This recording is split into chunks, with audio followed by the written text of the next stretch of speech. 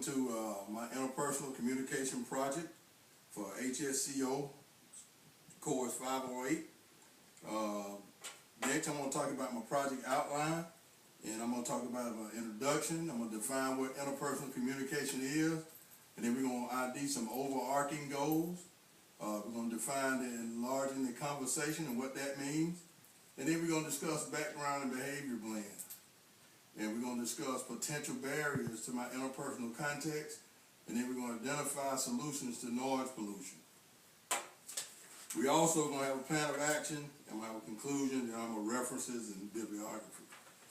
To start out with, personally for me, my name is Anthony Wayne Burnette the First. I am a 50-year-old non-traditional college graduate student that's looking to try to better myself based on some of the issues that took place in my life. On top of that, I'm married, been married for 29 years to a wonderful lady named Pamela. I have 3 children. I have 2 grown sons that are married, and I got an 11-year-old daughter. Everybody always get a little chuckle when I say I got an 11-year-old daughter after I got 2 grown sons who are 28 and 23.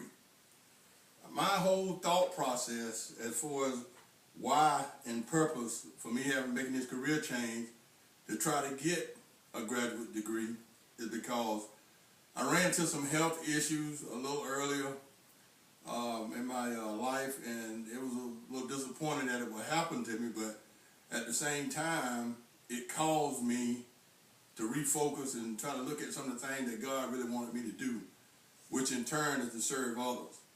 Well, initially, my whole thought process was only on me and what I wanted to do. So I wanted to try to change that and get away from that. I also failed to mention that I am also a 13-year Army veteran, and I'm also a 16-year logistical operation manager for Walmart. But currently, I'm not doing anything but trying to be my best, the best that I can be as a graduate student. Next, we're going to talk about the definition of interpersonal communication. Interpersonal communication is a type or kind of communication that happens when people involve talk and listen in ways that maximize the presence of the personal. And this means to me is, number one, we need to listen. I got a real big problem, unfortunately, with listening. A lot of times, a lot of us are talking to different people, and in the midst of them telling you what their problems are, we already trying to solve that particular problem for them before they can complete the sentence. So I want to try to make sure that I stay away from that. And the reason why we get that way is because for all of us, we always have all the answers. My next is my overarching master goal. My overarching master goal is the term nexting. And that's learning how to master my emotion during negative conflicts and or feelings of frustration.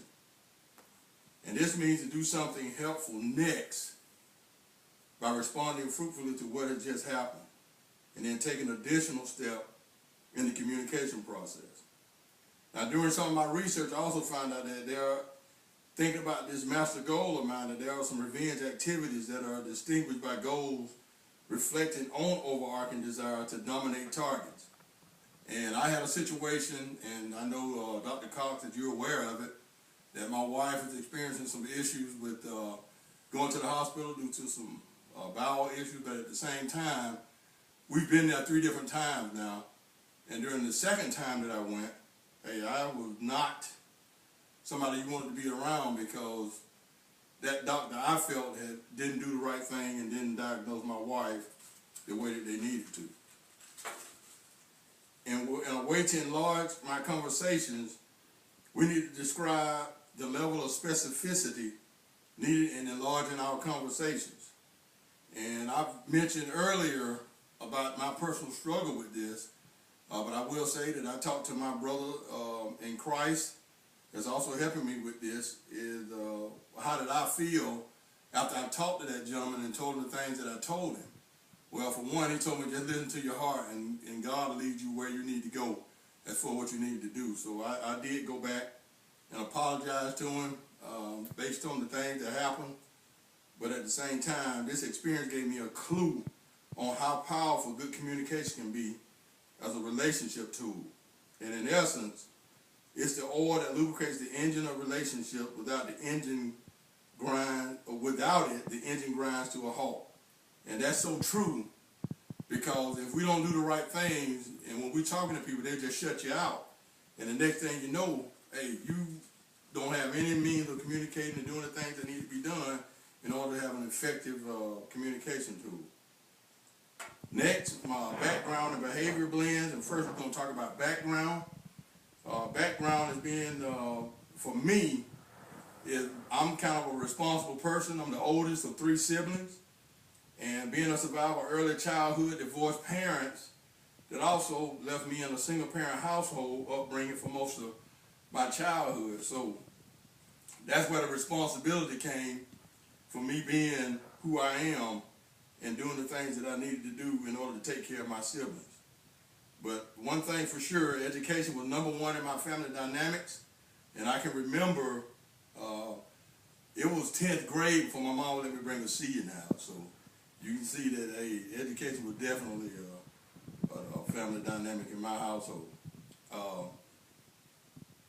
Also, it was very goal-oriented, which in turn came from the military structure and discipline that I got from being a part of my drill team in high school.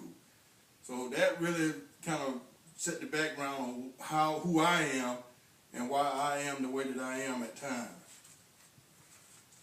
Next, I want to talk about the behavior blends based on what Dr. Carvajal talked about. And behavioral blend is a model of what type of behavior is displayed based on your culture, upbringing, or personal choices made during your development as a human being. And we just need to make sure that we do the right thing there.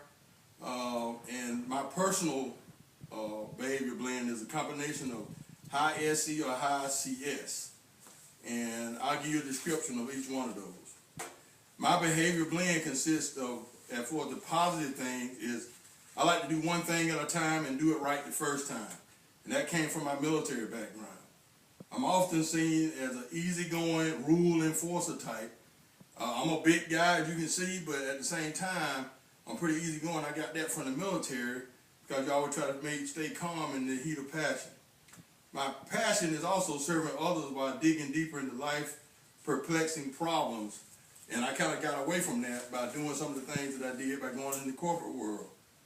The negatives of my behavior blend is I'm viewed as a laid-back and calm type of guy, and people seem to feel that I'm not threatening. So unless you're messing with my family's security, and I gave an example of that, what happened with my wife.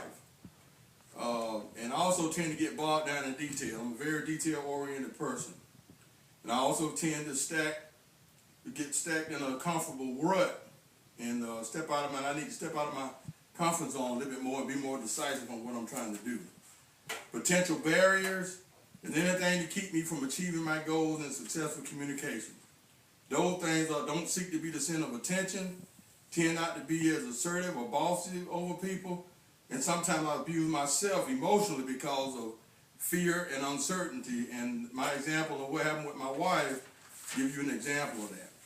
Identifying the solution to noise pollution is internally and externally. Internal, we recognize and improving our shortcomings, and we're trying to take those thoughts into proper behavior. Externally, we try to control anger outbursts when we get upset and stop talking too much and see ourselves as the center of attention and have a belief in ourselves and our abilities. The action plan, that's an acronym that Dr. Carbonell talked about, was ACT. And ACT stands for acknowledge who you are, accept the way that you are made.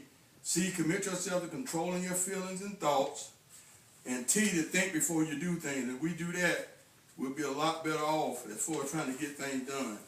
And in conclusion, each of us develop our individual identity as we communicate with people around us and encounter powerful forces of society. So if we change the way that we think and the things that we do, then a lot of times we won't get into the trouble and think about the outcome of what's taking place. So I think if we do that, we'll be okay. Dr. Cox, I want to appreciate you for all the things that you've done for helping me and praying for my wife and kids. And I'm looking forward to ending this and going on.